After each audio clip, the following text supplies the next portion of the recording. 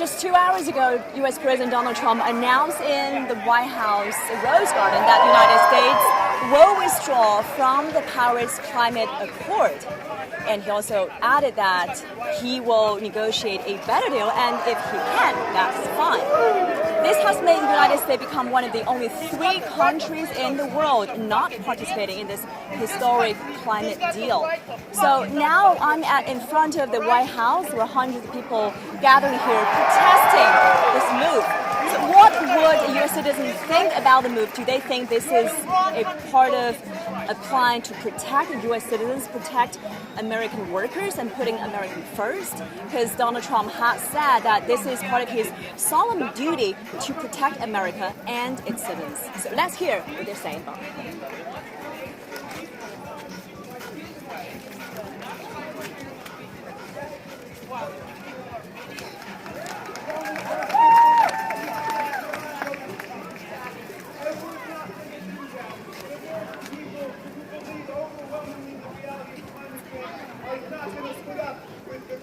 Isolationism of Donald Trump and his cabinet of billionaires from big oil. We're not going to go along.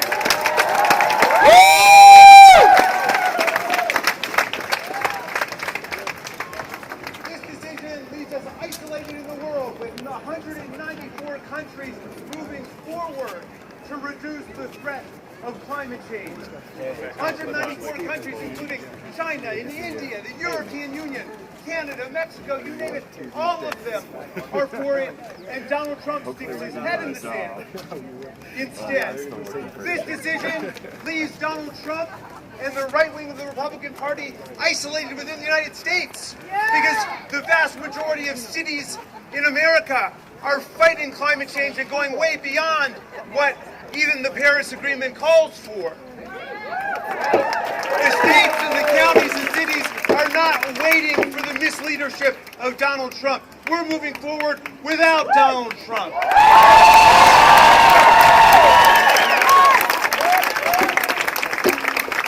And every public opinion poll shows that the vast majority of Americans support the Paris Agreement, except the president doesn't.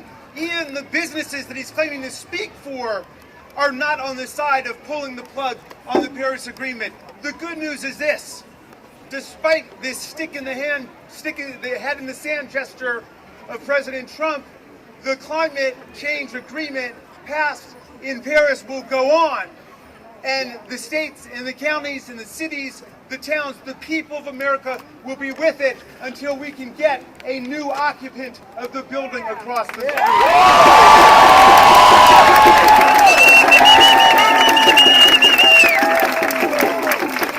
Thank you, Congressman Raskin! That is what real leadership looks like. Real leadership, which we are not seeing a lot of today. I am pleased to introduce our next speaker. He is the chairman of the Democratic National Committee. He is Tom Perez.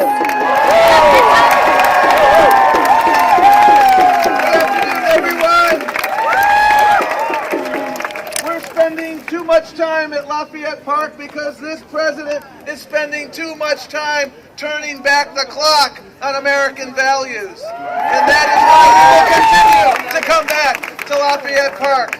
I come to you not simply as the chair of the Democratic Party. I come to you as your former Labor Secretary of the United States. We were about job creation in the Obama administration, and clean energy is the future of job creation.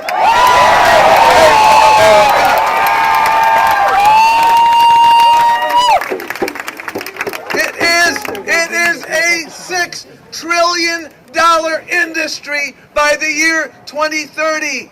$6 trillion. We have a president who just negotiated the worst business deal of his life.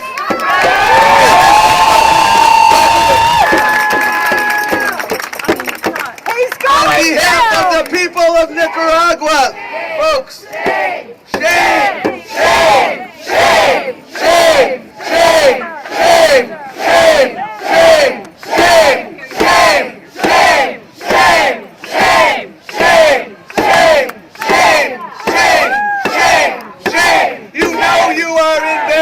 happening when the only other country in the United Nations who has your position is the country of Syria? Now, you might say Nicaragua did too, but I'm here to tell you, Nicaragua didn't sign on to the Paris Accords because they didn't think it went far enough.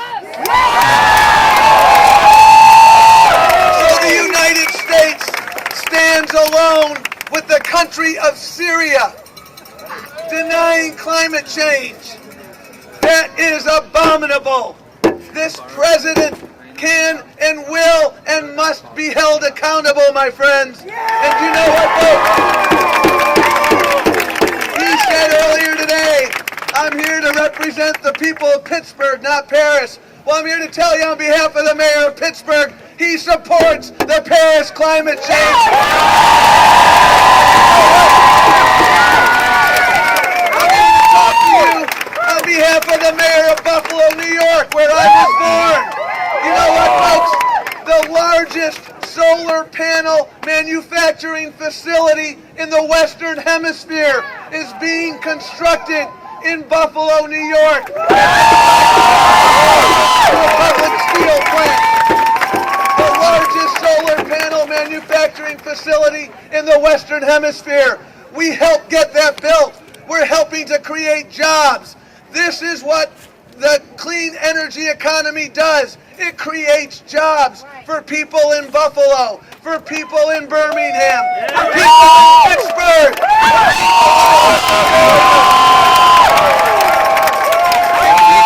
Put America first. Create jobs for Americans here. That's what America First is about. And don't take my word for it. Talk to the CEOs across America who embrace the Paris Accords, because they understand that we need to get ahead of the future, not put our head in the sand from the past. That's what this is about.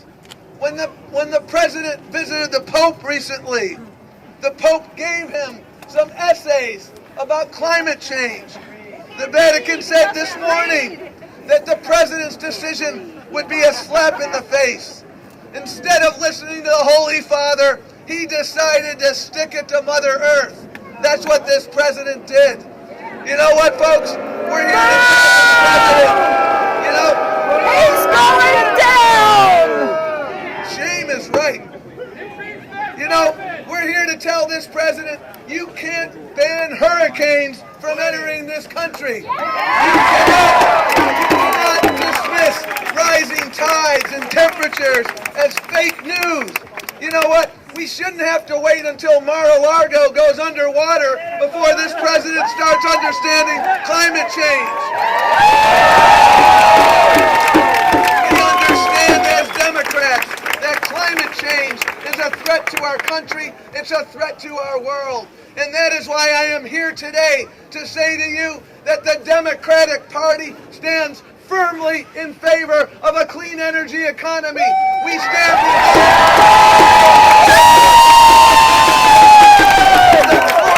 the future. This is an environmental disaster. This is an economic disaster. This is a moral disaster. This is a public health disaster. This is an abdication of leadership. And you know what we will do? We will make sure that people who support this president, others in Congress, others in state legislatures, that they pay for this at the ballot box. So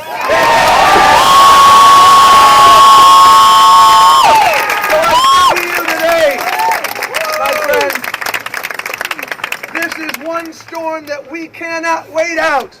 Climate change, as you know, is real. The earth is round. Water is wet, and the American people will not forget what happened on Election Day.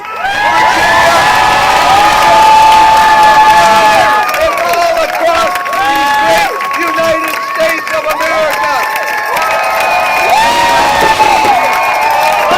We must lead, we can lead, and we will lead, but only with grassroots activism from folks right here on Lafayette Park and all the way across the country. That's how we will take America back. Si se puede. I am confident. Si se puede.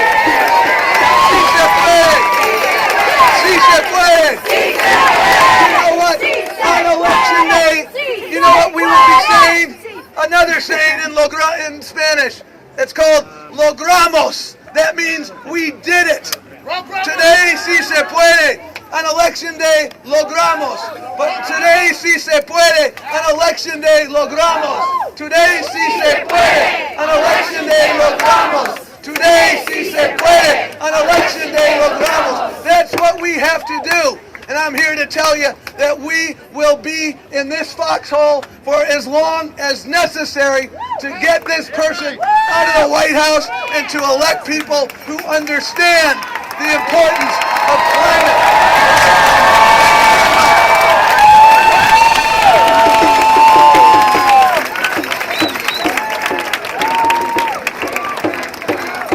Take back the House.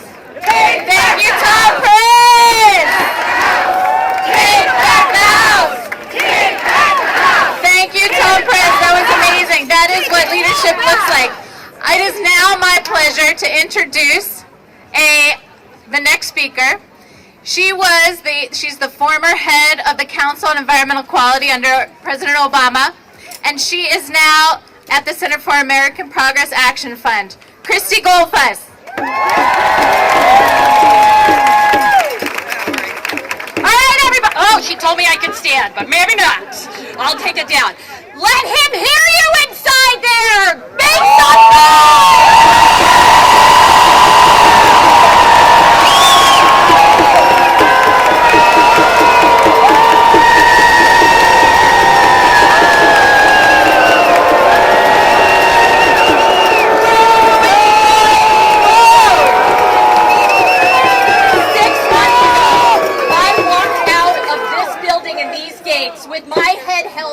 Every day, so proud to work for a real leader, to work for a man who understood that climate change is a problem that the entire world needs to address.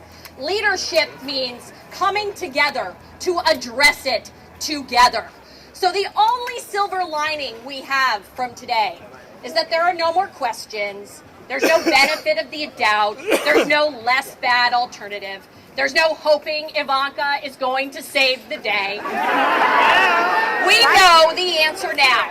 We know what his moral decision is. The battle lines have been drawn, and every progressive in this country needs to do exactly what Tom Perez said.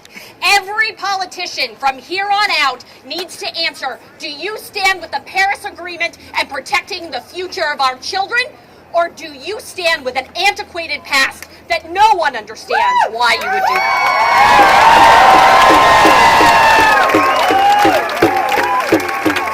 So I'm sure many of you feel the way I do today. Sad, a little heartbroken. But that's all right, because we have leaders like Tom Perez, we have leaders like all of you across this country that will make sure that this day goes down in infamy. And all of those people with Donald Trump today, notice who was there: Competitive Enterprise Institute, Heritage Foundation, no CEOs of major companies. Today will go down as their mugshot in the history books, and shame on them. Thank you, Christy Goldfuss. Shame on them. Shame, shame, shame, shame, shame, shame, shame, shame. Thank you. All right, ladies and gentlemen, it's now my pleasure to introduce Greyhawk Parsons from DC Stands with Standing Rock. And Jordan Daniel of Rising Hearts. They're going to both speak to you right now. Got two generations up here.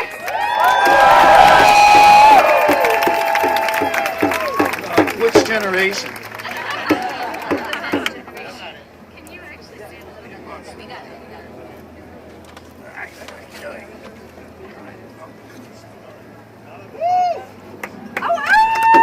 Wing up, ho! Greetings, relatives. My name is Kwando Na Wampik. In English, that's Greyhawk. I come from the people that met John White on the ship.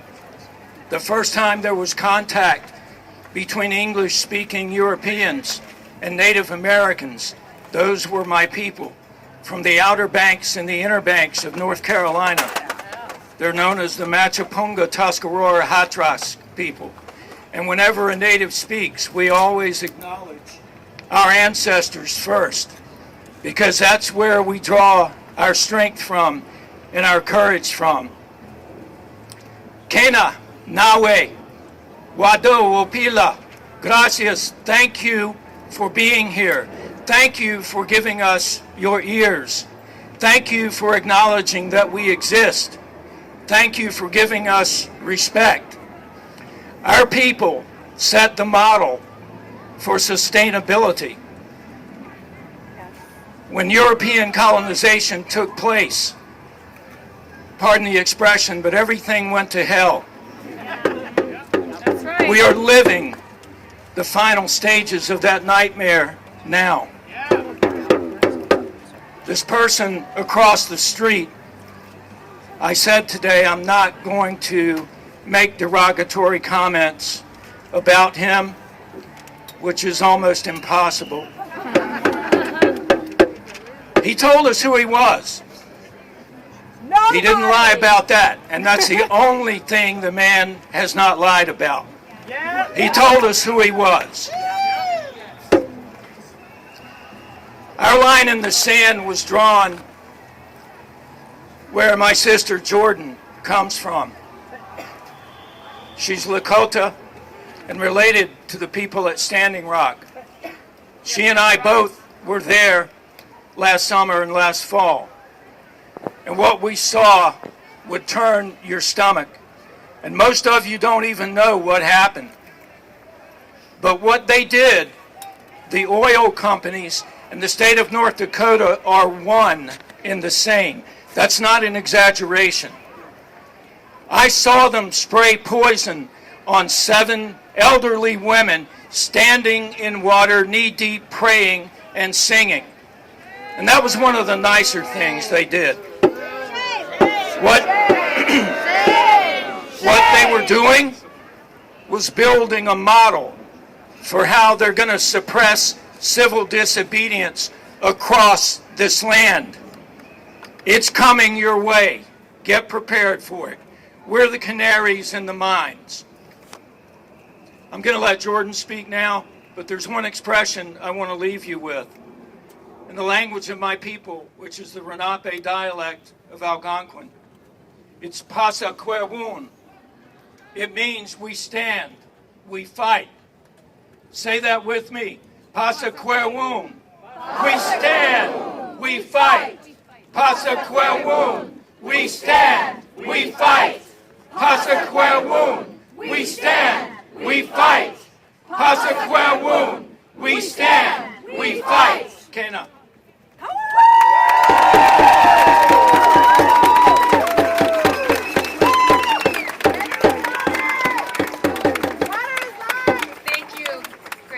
For speaking and addressing everybody, and thank you Lila Wopula Tonka for everyone being here. My name is Jordan Marie Daniel. I come from Koichasha Oyate, the Lower Bull Sioux tribe in central South Dakota. I've been here for 3.5 years on a dream to advocate for Indian country, to be in a city where decisions are made for Indigenous people and not with. And I'm coming here as a shared voice, not only representing a rising heart, but with also Indigenous Environmental Network, who is, at the forefront and on the front lines fighting for climate justice.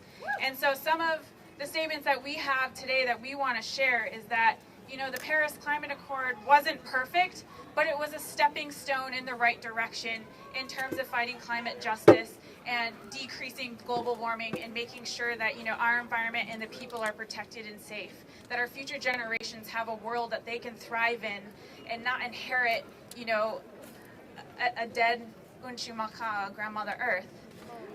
So, this agreement fell short of embracing the sort of climate solutions that lift up human rights and the rights of Indigenous people. But it opened the door for people to demand their countries to keep it in the ground, to keep fossil fuels in the ground, as a strategic tactic to keep the world from getting warmer. Keep it in the ground. Keep it in the ground. The Paris Agreement recognized that climate change is global and not regional. that this is not a hoax, unlike number 45 believes that climate change is a hoax and it does not exist. All who contribute to the cause, all must be part of the solution. And Trump has decided to withdraw from the Paris Agreement. And this is detrimental on our human rights, on the people, and on the environment. He wants to renegotiate for a better deal and has called for collaborations from the people. Well, Indigenous communities want a seat at that table and share in that conversation where we can develop and implement the best solutions possible for our environment, for the people, and for the economy to thrive.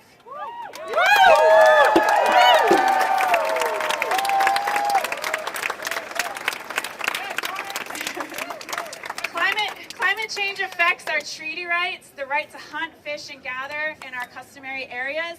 We must reject alternative facts. Capitalism will not heal Mother Earth. We must stand up. We must stand up to corporate interests that want to control this administration and country. And we must realize that the only direct way to stop the world from getting warmer is to keep fossil fuels in the ground.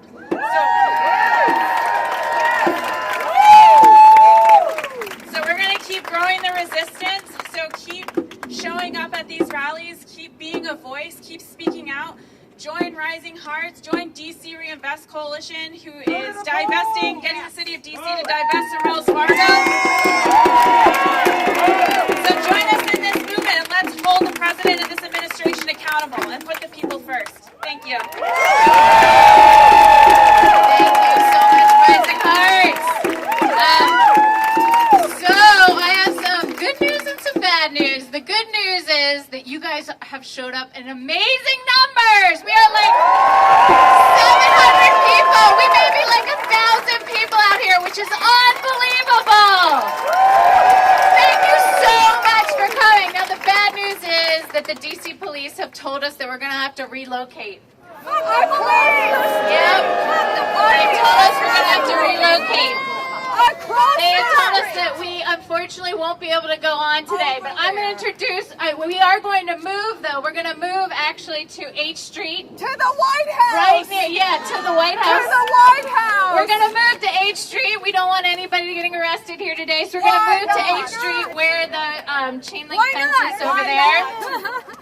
If you want to, but I'm going to introduce one final speaker, and then I am going to have to ask everybody to move. I'm going to have the cameras move as well over to the corner of the park over there by H Street. So now it's my pleasure to introduce the Reverend Jimmy Ray Hawkins, who's from the Office of the Public Witness for the Presbyterian Church. Reverend! I simply came here today to say that the Bible begins with these words. In the beginning, God created the heavens and the earth. How many people of faith do we have out here today?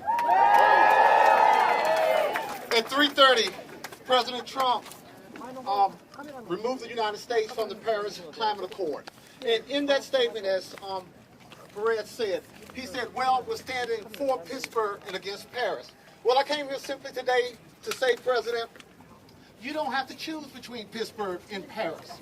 That today, Presbyterians stand with Paris. Today, Episcopalians stand with Paris. Today, Buddhists stand with Paris. Today, Jewish. So just now we have heard some speakers say that. Can you tell us your thoughts on today's move and today's announcement from Donald Trump?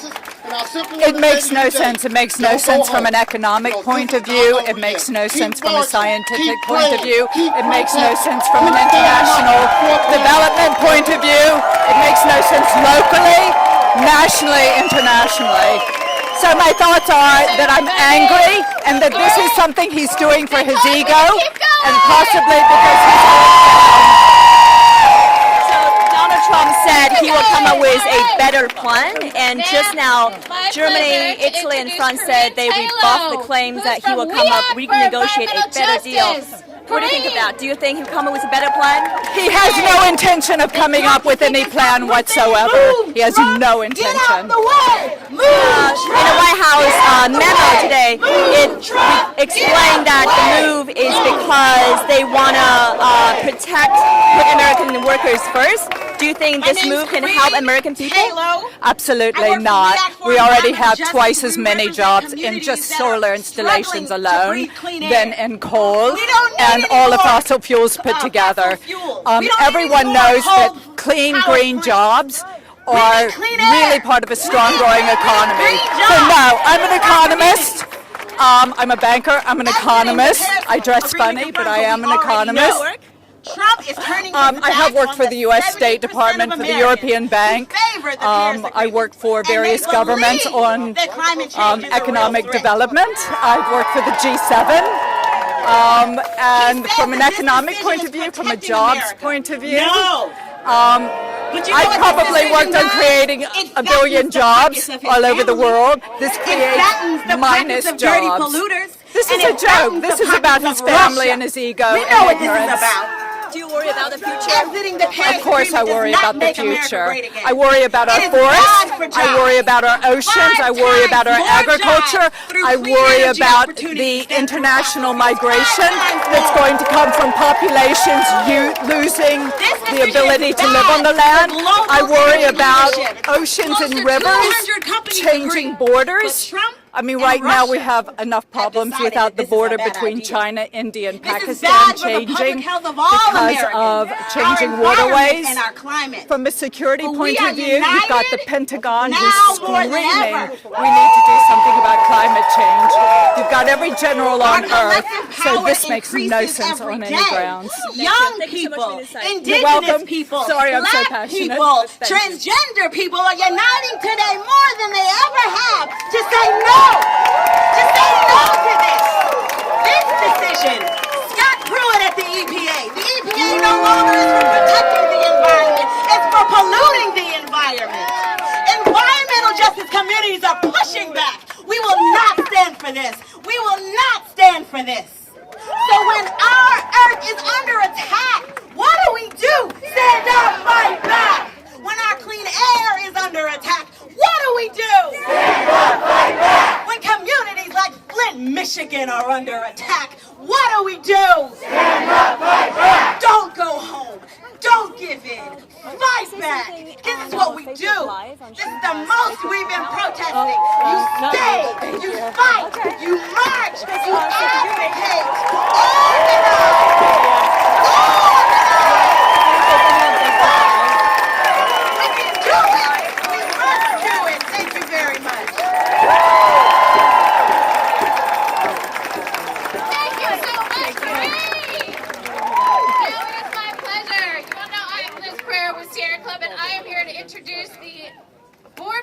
Of the DC chapter of the Sierra Club, Jeremiah Lowry. Let's give it up for Jeremiah!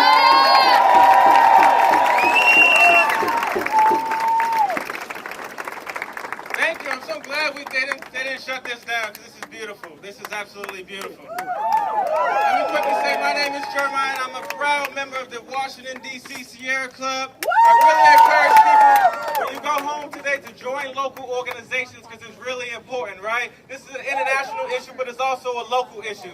I'm born and raised here in Washington, D.C., and some of the communities that I grew up in are still dealing with high rates of asthma, are still dealing with high rates of lead in the water, still dealing with pollution in the water. And that's actually a local issue.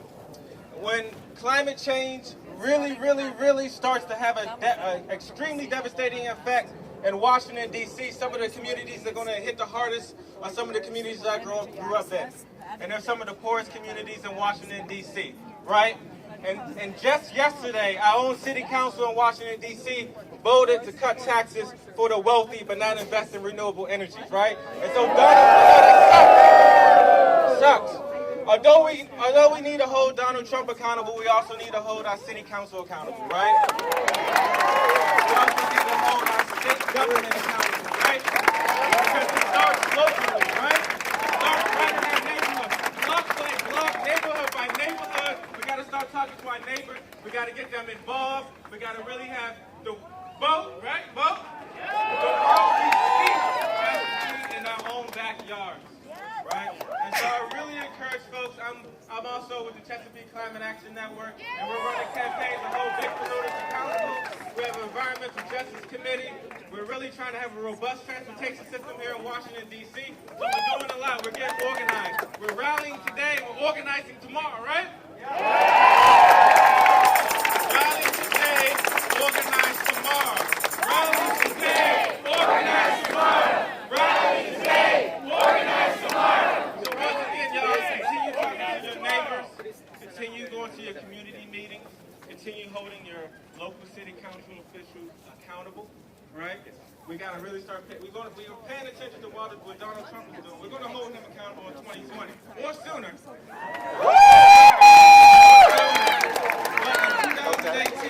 And this year, there's going to be local races right in our neighborhoods, and we got to make sure that our local officials are on board 100% renewable energy, right? We got to make sure our local officials are accountable for our water. Hello, I saw you wearing this hat. Can you explain why does it has a meaning? Yeah, great. I work for a wildlife organization. I want people to know that climate change doesn't just affect people, it affects wildlife, it affects animals, and it's really important that we step up to fight climate change to protect everybody. Donald Trump said he will come up with a better deal. Do you think that would be feasible? I have no faith in Donald Trump's ability to make a deal whatsoever. Definitely not in the realm of climate change.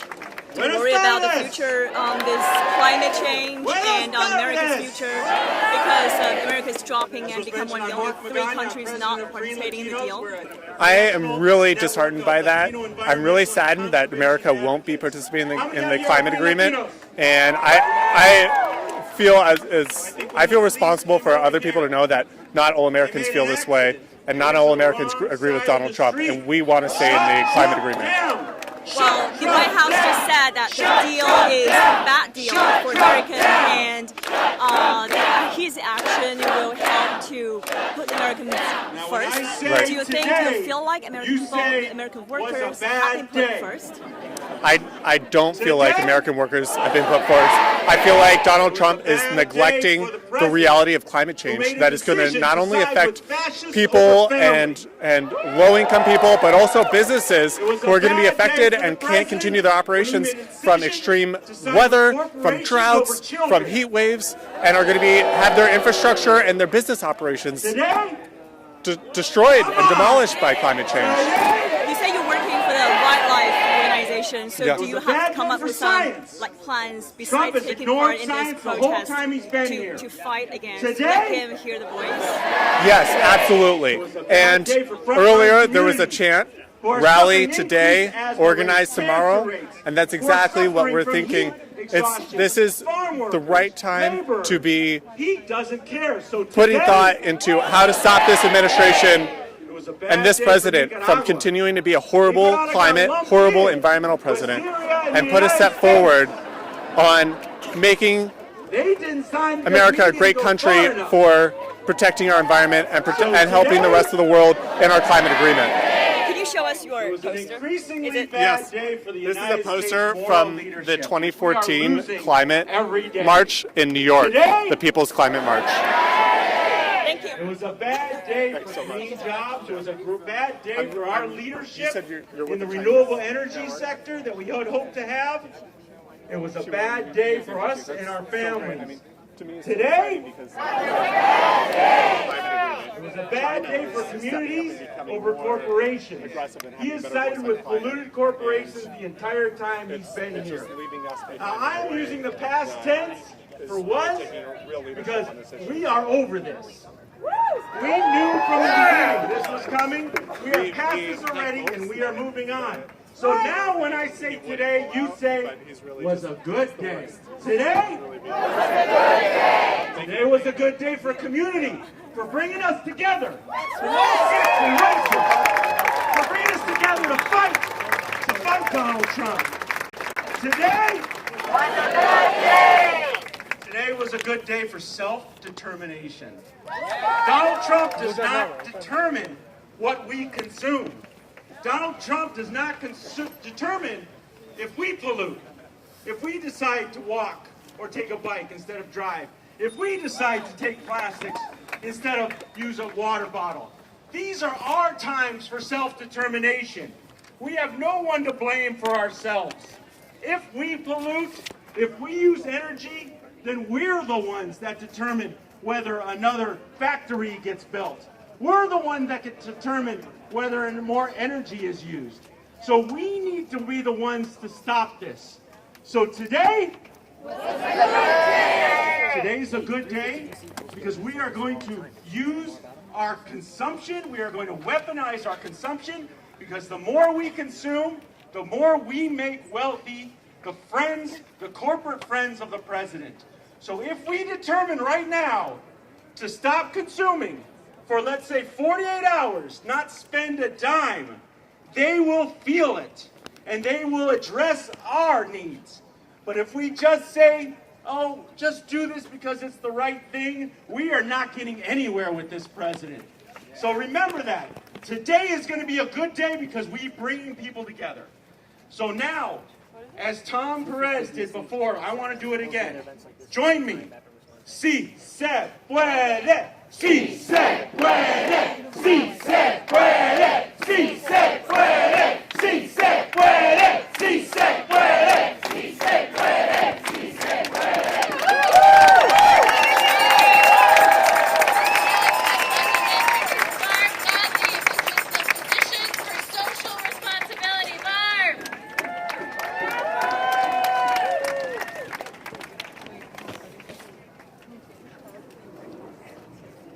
So physicians are here today because climate change is killing our people. Climate change is killing us now.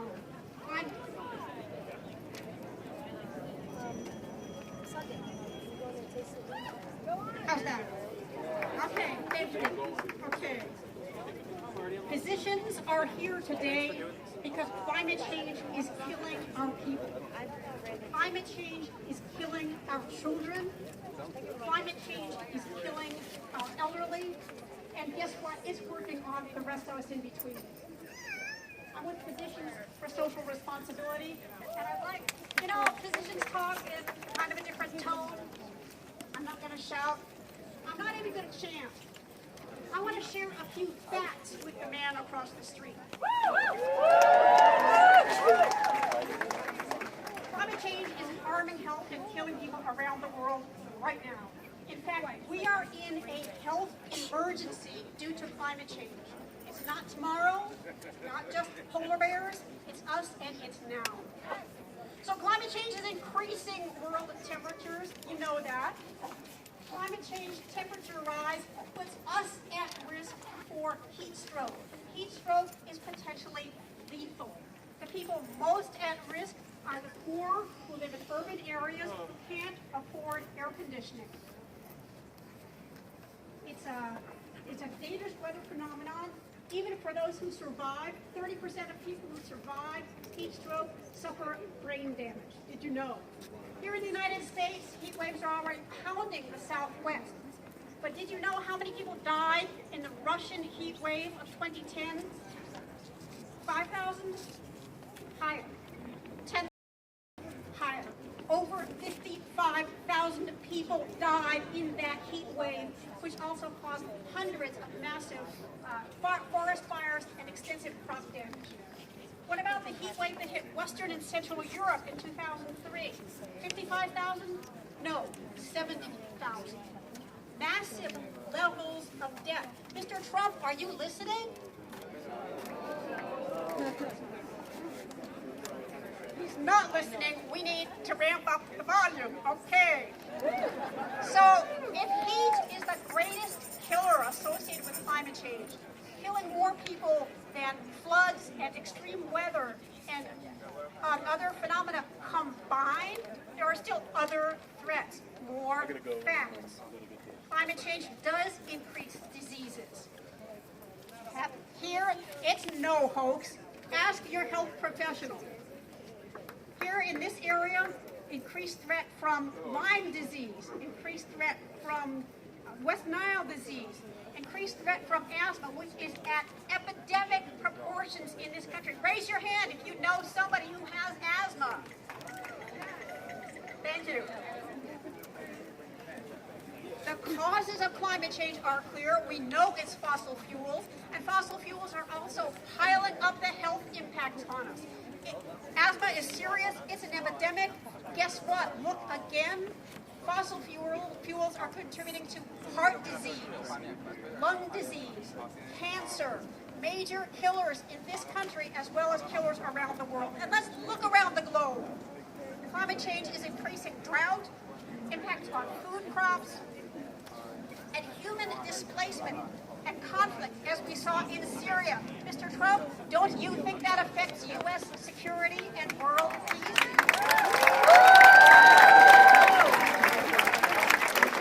You can't make America great again without a healthy climate and a healthy people. And there is no magic pill that will cure climate change.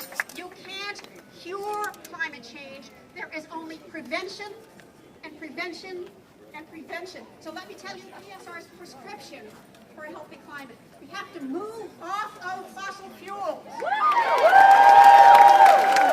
The U.S. exit from the Paris climate deal has raised doubts about the world's largest economic commitment to fighting and curbing global warming, and it has also made it more difficult for other countries to hold them to their fight against global warming. Number two, what do we do for energy? We invest in innovation, in solar energy, in wind energy, in geothermal